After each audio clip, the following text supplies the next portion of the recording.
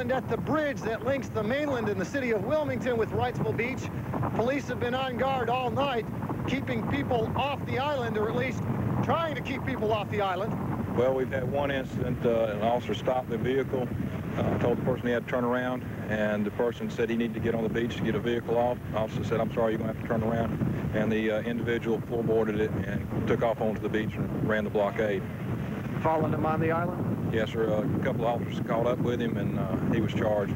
Weather report from here at Wrightsville Beach. It's just hard to believe just how much the weather has deteriorated in the last 20 minutes or so. The winds are strong enough that I literally barely have to reach out to steady myself here, and the waves are cresting above the pier now. You can't see the waves, but they are inching up the surf behind us, partly because tide is coming in. We're about 2 hours from high tide, and partly because the winds are gusting and steadily coming in so much stronger now, Bill, here at Wrightsville Beach than they were even 20 minutes ago. Jeff, are they going to close down the access to that island tonight? As a matter of fact, the police said at some point they may even move off the island. That's just how bad the weather has deteriorated. It is worse than they expected it to be. They're coming up here about every 5 minutes to check on the surf conditions and, quite honestly, to check on our conditions to make sure that we're still okay. We're going to hang in here as long as we can, but possibly within the next 2 hours where we're standing will probably be underwater, and we'll have to move out with the police. Okay, David Haynes is now joining us live on the phone. David, can you give us the very latest? I assume you've been out in the streets very recently trying to get to places where you need to be tonight. What's it like down there? We're reporting 100-mile-an-hour winds. Suzanne, I'm in a car on the street right now. I'm at Meeting and Broad in downtown Charleston. If the winds are blowing at 100 miles an hour, that's probably an excellent estimate. This is like nothing I've ever seen before. It's like some kind of a vision of a watery hell or something. The wind is blowing and making these monster-like noises. It is absolutely terrifying to put it in a word to be in downtown Charleston. They're expecting the eye of the hurricane to pass over here in the next 45 minutes to an hour and a half or something. Thursday, midnight, a powerful storm. This is a WSOC-TV update on Hurricane Hugo. And good evening again from Eyewitness News. Hurricane Hugo is assaulting the Carolina coast at this moment. The center of the storm now over Charleston, South Carolina. This is a Category 4 hurricane. Winds are already gusting to more than 100 miles an hour.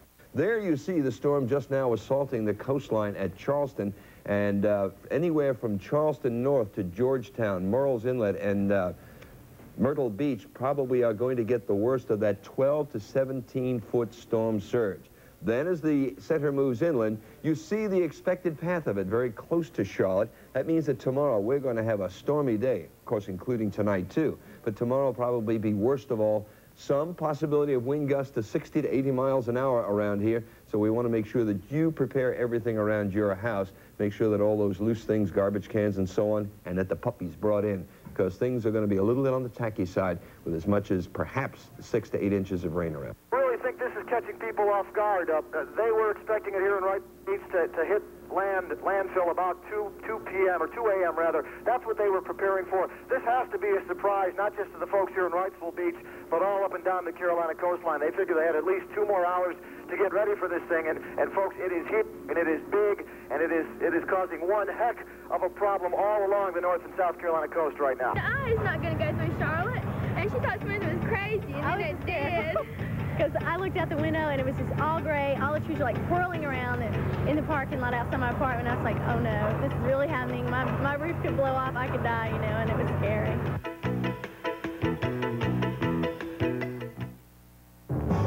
An independent study recently compared the quality of an S&K suit and a similar suit sold at Belk. In the final analysis, both suits were judged to be the same quality. But since the Belk suit sells for $285 and the S&K suit sells for just $149.97, S&K beats Belk hands down. Now, where are you going to buy your next suit? Hey, what's with the 2 bottles? You gonna wash your hair twice? Oh, funny. It's shampoo and conditioner. Maybe you've heard of them. I use them, but I get them both in 1 bottle with Per Plus. Great. But I gotta use dandruff shampoo. Me too. And now there's a new Per Plus for dandruff. Let me see that. Dandruff shampoo plus conditioner in 1. Hey, my hair's clean, easy to manage, no flakes. Oh, you're beautiful. So let's go. New Dandruff Control Pert Plus. Great hair, no flakes, no fuss. The fog is clearing, Watson. Quite right, Holmes.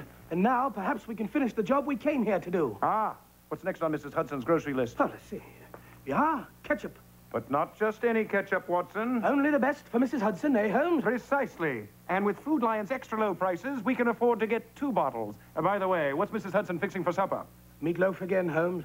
Better make it 3 bottles, Watson. Quite.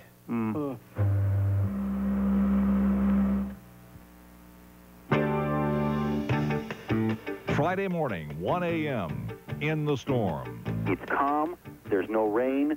There's no wind. As I look up into the sky, yeah, I can even see some stars. The eye of the hurricane is passing over. Well, Suzanne, if you've never seen what landfall looks like at a hurricane, this is it. We are at Wrightsville Beach, North Carolina, about 35 feet or so from where the surface is rising to right now. It is high tide, within about half an hour of high tide, and that plus a hurricane equals a lot of high water, a lot of high wind. You can't see it behind me, but all around us there are buildings, now vacant buildings. They've been evacuated a long time ago. The police had a curfew, as we mentioned, but no one was willing to risk staying out here in their homes because of the possibility of flooding. That possibility is becoming very much more real right now. The truck that we were operating out of, the huge truck that we were operating out of, was literally in danger of being swamped.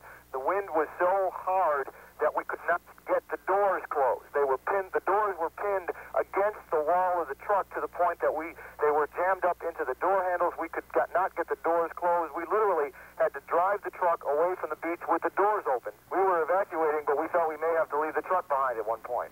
Now, here in Charlotte, we're under both a tornado and a flood watch, and we will be at least until tomorrow morning. Winds are picking up outside now. There is rain all through the Channel 9 viewing area. Friday, 3 a.m., Hugo heads inland. In Wilmington, where the brunt of the storm did not hit, although the leading edge caused quite a bit of wind, Channel 9's Jeff Saunier has been spending the most of the evening there, and he's joining us live now with the latest on the situation up in the Wilmington area. Jeff, how's it going? Just how bad things are down in Charleston right now. But while the worst may finally be over for those folks, the worst is still on its way for the folks up here in the Wilmington area.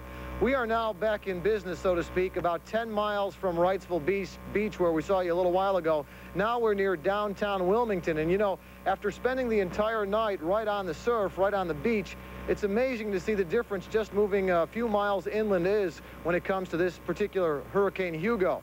We have had a tornado sighted close to our area. About a half hour ago, the National Weather Service reported a tornado was 4 miles north of Hartsville, South Carolina. It was headed west, moving at 30 miles an hour, and they say the hurricane is to blame for this tornado.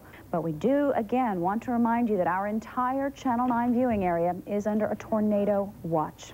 Let's try to check in once again with Lieutenant Hare of the Charleston County Police Department. Lieutenant, are you with us? Can you hear us? Yes, ma'am, I am. Okay, great. We'd like to know very much from you, please, what the situation is like there. I understand the eye of the storm has passed through. What's the situation like there with regards to damage and things like that? I just spoke with Captain Whitlock, who had been on the road, and he said that total devastation best describes it, that no area apparently was left untouched, and we've got serious problems. Okay, unfortunately, the news is not good. It's not encouraging, and I'm sorry to have to be able to report this to you. We have just gotten off the phone with a spokesperson for the County of Charleston, and they describe the situation to us as total devastation in Charleston. Basically, Charleston County has been devastated. We have collapsed buildings, we have ships up in rivers, we have hospitals that have collapsed, we have major damage to structures, we don't know how much loss of life we have injury, we were hit broadside head-on by a Category 4 storm. Good morning, I'm Colin Ferguson reporting. As Hurricane Hugo leaves a devastated Carolina coastline, it's starting to wreak havoc in our area. Already power lines are down throughout the Channel 9 viewing area. Wind gusts are up to 83 miles an hour, with the worst yet to come. By mid-morning, winds will be staying at 60 to 65 miles per hour sustained, gusting again to more than 80 miles an hour. This is going to last all morning, folks. It's going to be a very rough morning indeed. The